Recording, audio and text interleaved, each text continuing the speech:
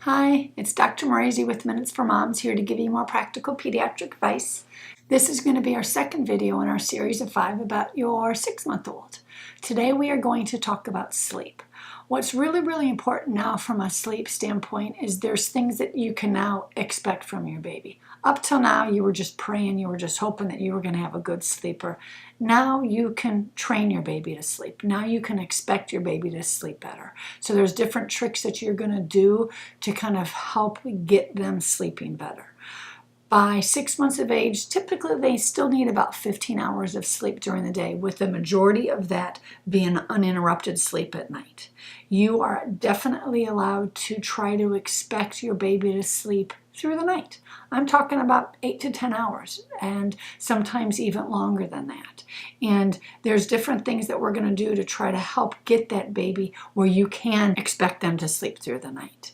So one thing that people say is, oh my gosh, my baby wakes up at 3 o'clock in the morning and they take an 8-ounce bottle. So they are so hungry when they wake up. So there's no way that they're going to sleep through the night.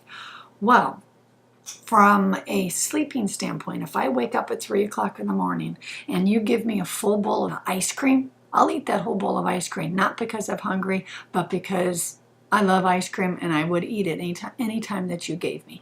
Well, the same thing goes with feeding them in the middle of the night. They are not hungry, I promise you that. Their liver can keep their glucose at a steady level, so they're not getting that dip that kind of gives us that hunger. So hunger is not the thing that's waking them up. It's habit that's kind of waking them up. So that habit is, I'm asleep, I hit my deep sleep, I'm hitting my light sleep, you pick me up, you feed me, we go back to sleep. So one of the things that you're going to break habit-wise is when they wake up at that 3 o'clock in the morning and you typically give them a 6-ounce bottle, slowly start to decrease how much that you're giving them. So instead of 6 ounces tonight, you're going to give them 5, then 4, then 3, then 2, then 1.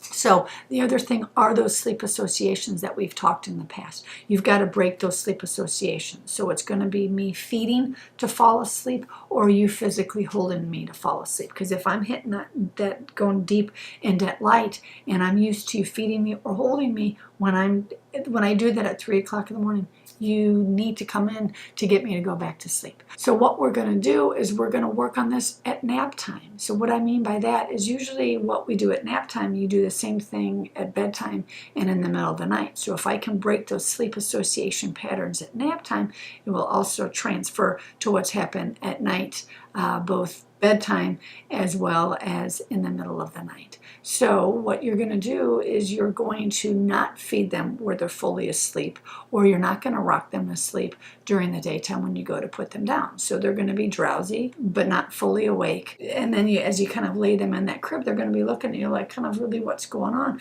You can kind of give them a gentle rub, a gentle kind of pat, and then you're going to leave.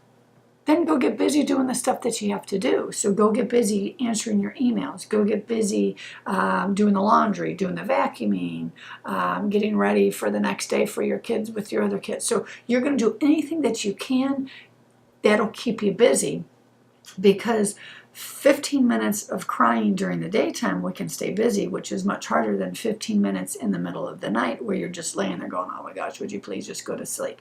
So that's kind of what you do. And then you can go back up there, go in there, give them a gentle pat, and then you leave again. And that's how you break that sleep association. Those kind of the tricks that you're going to do more at nap time. And it really makes a big, huge difference. And that motherly guilt or that fatherly guilt isn't there as they're crying, because you're busy kind of doing whatever that you need to do. So when my second son was 6 months of age, he was a horrible sleeper. And I remember we just got to the point where we were just so exhausted that we couldn't handle it anymore. So we let him do that cry out method. Yeah, he was hoarse the next day. Actually, he was hoarse for the next 3 days. But really by that day 3 to day 4, he was finally sleeping through the night. So it's hard and you feel guilty. That's kind of normal. That's that kind of pulling on those heartstrings. And you're thinking, oh my gosh, they need me. Well, they don't need you. As long as those needs are met, that they don't have a poopy diaper and that they're not physically hungry. And I promise you, they're not hungry. If they fed well during the day, they're not hungry at night. And that's how you will get your baby sleeping with that expectation of really sleeping through the night. So once again, I'm Dr. Morenzi with Minutes for Moms. I sure hope this kind of gave you some nice practical advice for sleep for your 6-month-old. Remember, these videos are here to give you guidance as if you were sitting in my office and I was giving you my pediatric advice. If this is your first time coming to my channel, please give me a like and subscribe if you want to keep getting the updated videos as I do. And once again, now you know what I know. Until next time, thanks. Bye.